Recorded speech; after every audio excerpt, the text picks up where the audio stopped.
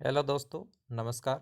इस वीडियो में हम बात कर रहे हैं हमारे इवैल्यूएशन मेथोडोलॉजी फॉर पेपर 3।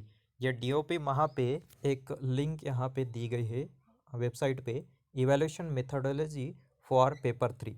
यानी 10 नवंबर 2021 पे हमारा जो पेपर हुआ था पोस्ट ऑफिस एमटीएस और पोस्ट गार्ड के लिए, उसमें जो पेपर 3 था यानी टाइपिंग टेस्ट थी, उसमें किस तरीके से इवैल्यूएशन होगा इसके बारे में इसमें बताया गया है। तो आप इस वेबसाइट पे आके इस इवैल्यूएशन मेथोडोलॉजी को डाउनलोड कर सकते हो। यह पीडीएफ फॉर्म में इसमें आ जाएगा, उसको ओपन करो। फिर इसमें क्या क्या दिया है इंस्ट्रक्शंस उनको हम पढ़ते हैं। तो सबसे पहली इंस्ट्रक्शन दी गई है, system will first count the total number of words of the master paragraph configured. Master paragraph will be of 2000 की इम्प्रेशंस। यानी जो हमारा जो पैराग्राफ था मास्टर पैराग्राफ, उसमें 2000 की इम्प्रेशंस थे, उनको वर्ड में कन्वर्ट किया जाएगा। टोटल नंबर ऑफ वर्ड्स कितने थे वो कैलकुलेट किया जाएगा। फिर सेकंड नंबर में बताया गया है कि maximum marks of 40 will be divided by the total number of words and marks to be awarded for each correct at matched word will be calculated. यानी मान लेते हैं कि हमारे टोटल पैराग्राफ में 400 वर्ड्स है, और ये 2000 की इम्प्रेशंस दे रहे। तो हम क्या करेंगे, जो 40 मार्क्स है टोटल, उसको डिवाइड करेंगे 400 वर्ड से। यानी कि यदि हम एक करेक्ट वर्ड के लिए बात करते तो इसमें टोटल हमें 0.1 मार्क्स अवार्ड होगा। अब इसमें कैलकुलेशंस किस तरीके से, ये 5 वर्ड्स के लिए कैलकुलेशन यहाँ पे दिया गया है।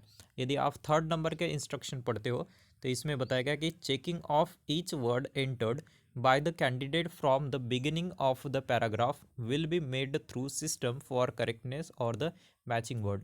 If matching word is found within the first 5 words of the master paragraph, the word will be considered as a correct word for awarding the marks. यानी जो हमने टाइप किया है उसमें स्टार्टिंग से यहाँ पे कैलकुलेट किया जाएगा और मैच किया जाएगा हमारे मास्टर पैराग्राफ के साथ। इसमें यदि हमने टाइप की है फर्स्ट 5 वर्ड्स, यदि करेक्ट आते हैं या मैच होते हैं हमारे मास्टर पैराग्राफ के साथ, तो उसको एज अ करेक्ट माना जाएगा और उसको मार्क्स अवार्ड होंगे। फिर नेक्स्ट 6 नंबर के वर्ड से कैलकुलेट किया जाएगा और टोटल 5 वर्ड्स करेक्ट होने चाहिए। ये यदि मैच होते हैं तो फिर से उसमें मार्क्स मिलेंगे और ये प्रोसेस उस तरीके से चलती जाएगी। फोर्थ नंबर में देखो, next word entered by the candidate will be checked for another 5 words of the master paragraph excluding the match word for the correctness matching word. If matching word is found, the word will be considered as a correct for awarding the marks. Fifth number में बताया गया है कि the process will be go on till the last word entered by the candidate. Six number में बताया mistake due to extra spaces, tab and entered keys will be ignored and no deduction in the marks of the candidate. यानी कि जो हमने extra spaces वगैरह जो डाले गए, एक्स्ट्रा एंटर्ड बटन यदि आपने इसमें डाला होगा, प्रेस किया होगा, तो उसमें कोई मार्क्स रिड्यूस नहीं होंगे, नो डिडक्शंस होगा। तो फिर सेवंथ में बताएं, no deduction in the marks for the unmatch और द एक्स्ट्रा वर्ड। यदि आपका कोई वर्ड गलत भी हुआ उसके लिए कोई भी मार्क्स यहाँ पे रिड्यूस नहीं होगा, क्योंकि पहले ही बताया गया था इसमें कोई निगेटिव मार्किंग नहीं है। फिर 8 नंबर में देखो, at the end system will count the total number of match word and arrive at the marks secured by the candidate. फिर ये पूरे प्रोसेस काउंट होने के बाद 40 मार्क्स में से जितने मार्क्स मिलेंगे उनको इसमें कैलकुलेट किया जाएगा और वो टोटल आपके मार्क्स होंगे। इसमें बताया गया कि सपोज आपको पॉइंट में मार्क्स मिलते हैं और वो पॉइंट में मार्क्स यदि 0.5 से छोटे हैं तो नियरेस्ट नंबर को इसमें कंसिडर किया जाएगा और जो डेसिमल नंबर से उनको हटाया जाएगा।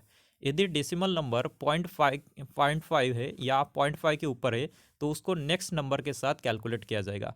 यानी सपोज आपको मार्क्स है 30.5 या 30.5 से ज़्यादा, तो आपको 31 मार्क्स अवार्ड होंगे। फिर 10th में बताया गया है कि evaluated answer sheet will be display the marks obtained out of 40 and percentage. तो इस तरीके से आपको आपका जो पेपर 3 था यानी टाइपिंग टेस्ट था, इसका इवेल्यूशंस होगा।